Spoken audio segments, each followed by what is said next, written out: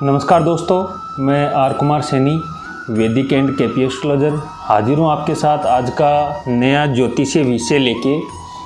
आज अपन एक ऐसे विषय के ऊपर चर्चा करेंगे जो आम जनमानस के अंदर बहुत चर्चित है, बहुत फेमस है और लोगों के अंदर उसको लेके बहुत ही ज़्यादा भय बना हुआ है। तो शुरुआत करने से पहले मैं बता दूं कि अगर आपने अभी तक मेरे चैनल को सब्सक्राइब नहीं किया है तो जल्दी से कर लें। अपन आगे भी विभिन्न विषयों के ऊपर चर्चा, ज्योतिषीय विषयों के ऊपर चर्चा करते रहते हैं। तो मित्रों, आज अपन इस वीडियो के अंदर शुरू करने वाले हैं ऐसे विषय के ऊपर चर्चा जिसको ज्योतिष जगत के अंदर मांगलिक दोष बोला जाता है। जब भी आम जनमानस के अंदर मांगलिक दोष का नाम सुन लिया जाता है या कोई जातक अपने समाज या अपने आसपास है, अपने पुत्री की या पुत्र की शादी करने के लिए रिश्ता वगैरह देखते हैं तो ये ज़रूर पूछते हैं कि लड़का या लड़की मांगलिक है या नहीं है, क्योंकि उनके अंदर मांगलिक दोष को लेके बहुत ही बड़ा भय बना हुआ है। ज्योतिष के अंदर या जनमानस के अंदर ये एक भ्रांति फैली हुई है कि जो व्यक्ति जातक या जातिका अगर मांगलिक होती है तो उनका विवाह है वो नष्ट हो जाता है, विवाह उजड़ जाता है, तलाक आदि की नौबत आ जाती है, गुस्सा लड़ाई झगड़े के कारण है वो घर है बर्बाद हो जाता है। तो इसके पीछे क्या है सच्चाई, इसके बारे में आज अपन इस वीडियो के अंदर चर्चा करेंगे। पहले तो अपन को ये जानना है कि मांगलिक दोष है वो बनता कैसे है। इसको समझ लीजिए कि लगन कुंडली के अंदर, जैसे किसी की मेष लगन की कुंडली है, किसी की वृषभ लगन की है, किसी की मिथुन लगन की है, कि किसी भी जातक की लगन कुंडली के अंदर अगर मंगल ग्रह है वो लगन के अंदर यानी प्रथम भाव के अंदर स्थित हो, चतुर्थ भाव के अंदर स्थित हो या सप्तम भाव के अंदर स्थित हो या अष्टम भाव के अंदर स्थित हो या 12वें भाव के अंदर स्थित हो। टोटल कुंडली के अंदर 12 भाव होते हैं। इन 12 भावों के अंदर अगर प्रथम भाव के अंदर, चतुर्थ भाव के अंदर, सप्तम भाव के अंदर, अष्टम भाव के अंदर और 12वें भाव के अंदर मंगल स्थित हो तो ऐसे जातक को घोर मांगलिक कहा जाता है और ज्योतिष अपने भविष्यवाणी कर देता है कि इसका विवाह उजड़ जाएगा, इसके साथ में विवाह मत करो, ये हो जाएगा, फलाना हो जाएगा, घर बर्बाद हो जाएगा। क्या सभी की कुंडली के अंदर जैसे मंगल ग्रह है, 12 भाव है, कहीं तो वो बैठेगा? क्या सभी लोगों के अपने संसार के अंदर 60% से भी ज़्यादा लोग हैं वो मांगलिक होते हैं? क्या सभी 60% लोगों का घर उजड़ जाता है? क्या सभी का तलाक हो जाता है? नहीं। इसके लिए कुंडली के अंदर बहुत सारी स्थितियां देखनी होती है। अकेला मंगल कुछ नहीं कर सकता। ज्योतिष के अंदर मंगल है एक क्रूर ग्रह के अंदर अग्नि ग्रह के रूप में माना जाता है। मंगल प्रभावित जातक है वो गुस्सा वाला बात माना जाता है, लेकिन ये विशेष परिस्थितियों के अंदर ही बनता है।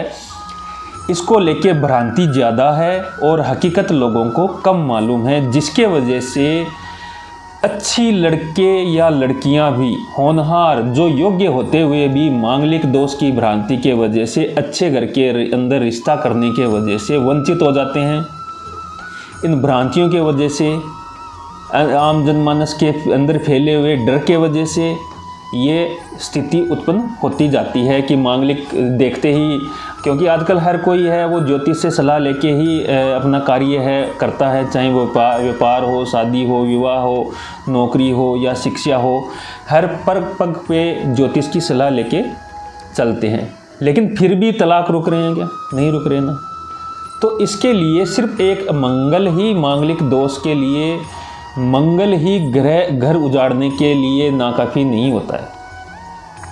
उसके अंदर सप्तम भाव जो विवाह आदि का स्थान होता है, अष्टम भाव जो ससुराल आदि का स्थान होता है, चतुर्थ भाव जो घर, सुख, संपत्ति, अचल संपत्ति, वाहन आदि का, अपनी मौज मस्ती का, अपने मन का जो कारक ग्रह होता है, घर की सुख सुविधा शांति के लिए, वो चतुर्थ भाव होता है।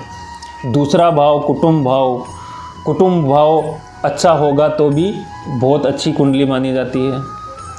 तो इसके लिए सिर्फ एक मंगल का लगन के अंदर या चतुर्थ भाव के अंदर या सप्तम यानी विवाह वाले स्थान के अंदर, अष्टम यानी ससुराल वाले स्थान के अंदर या 12वां भाव सया सुख वाले स्थान के अंदर सिर्फ मंगल के बैठने के वजह से विवाह खराब नहीं होता। ये एक तरीके से एक भ्रांति है।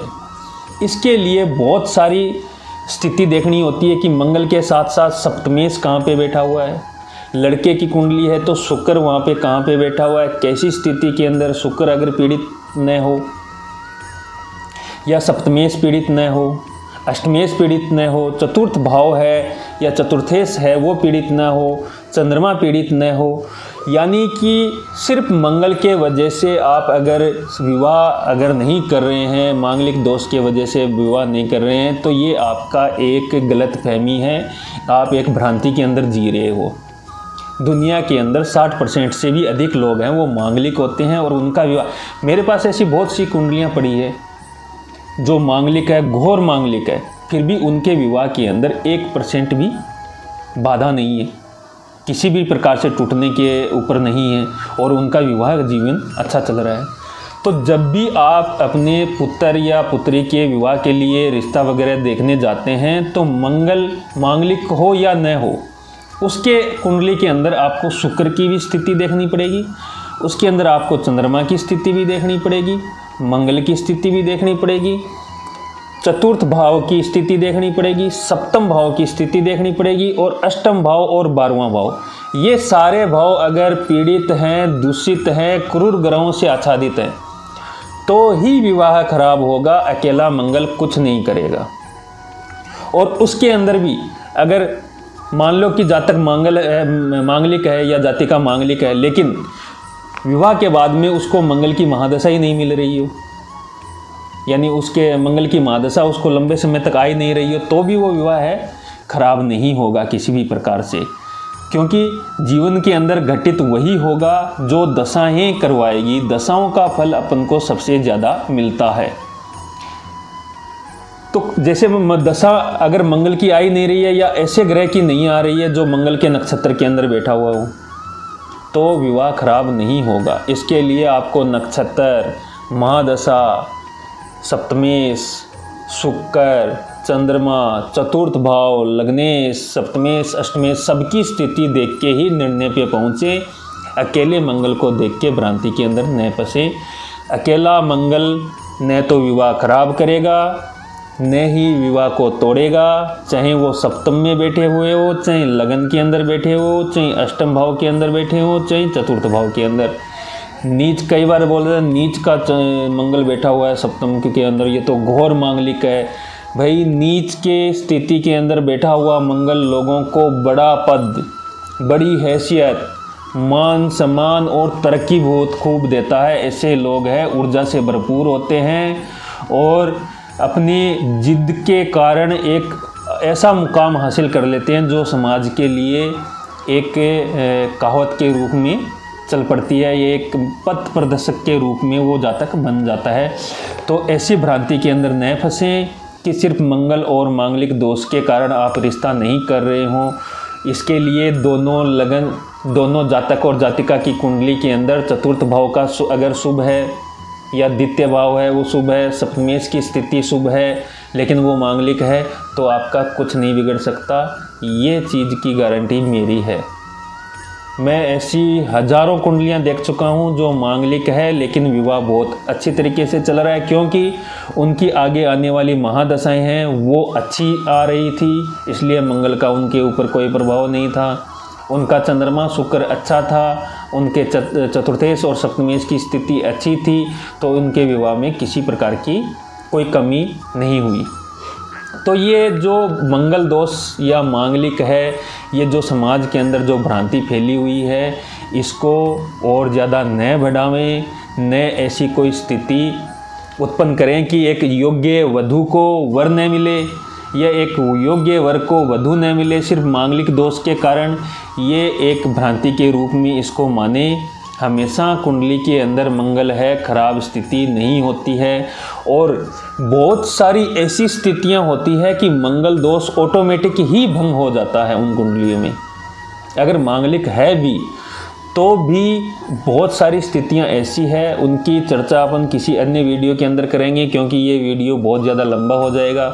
ज़्यादा लंबा होने के कारण लोग हैं वो देखते नहीं हैं, इसलिए आपको शॉर्ट में बता रहा हूँ कि बहुत सी सारी स्थितियां ऐसी भी होती है कि ऑटोमेटिक मंगल दोष है वो भंग हो जाता है। लेकिन फिर भी आप अगर मांगलिक दोष को बहुत ज़्यादा गंभीरता से लेते हैं तो जो लोग मांगलिक हैं उनको एक उपाय बता रहा हूँ कि शिव जी के मंदिर के अंदर जाके शिवलिंग पे जल चढ़ा के और वहाँ पे हनुमान चालीसा का पाठ अगर आप 16 सोमवार कर लेते हैं तो मंगल दोष आपको कोई भी हानि नहीं पहुंचाएगा।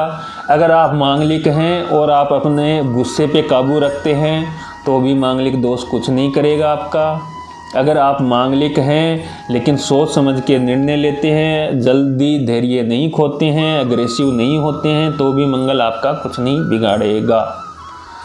तो इसलिए बहुत भारी भरकम उपायों के अंदर पैसा खर्च करने से अच्छा है कि आप हकीकत समझो उसकी और अपने जीवन के अनुसार निर्णय लो। सिर्फ मांगलिक होने के कारण अच्छा रिश्ता ठुकराना आपके लिए सही नहीं है।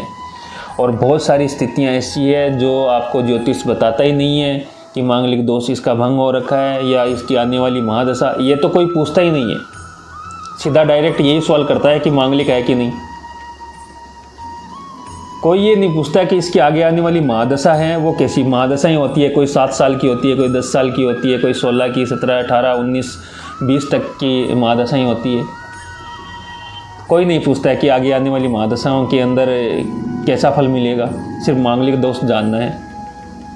तो ऐसी भ्रांतियां आप अपने समाज के अंदर, अपने जीवन के अंदर न रखें। मंगल ग्रह है, जैसे सूर्य है, जैसे चंद्रमा है, जैसे शुक्र है, उसी तरह मंगल है।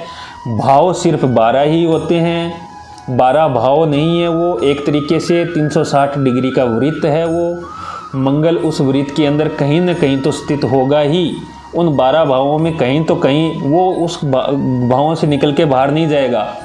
आप कुछ भी कर लो, कोई भी उपाय कर लो, वो उन 12 भावों के अंदर ही स्थित रहेगा। लेकिन आप उसको लेके कंफ्यूज मत हो, डरो मत, गलत निर्णय मत लो।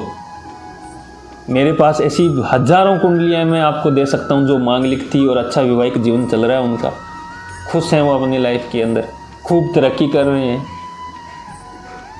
तो मांगलिक दोष को लेके ज़्यादा गंभीर न हो। इसका बहुत सारी स्थितियों के अंदर अपने आप परिहार हो जाता है। बहुत सारी स्थितियां हैं एडवाइज के तौर पे, या बहुत सारी ऐसी कुंडलियां जिनके अंदर महादशाएं अच्छी आ रही थी तो मांगलिक दोष है वो धरा का धरा रह गया, अपना कोई खराब प्रभाव नहीं दिखा पाया।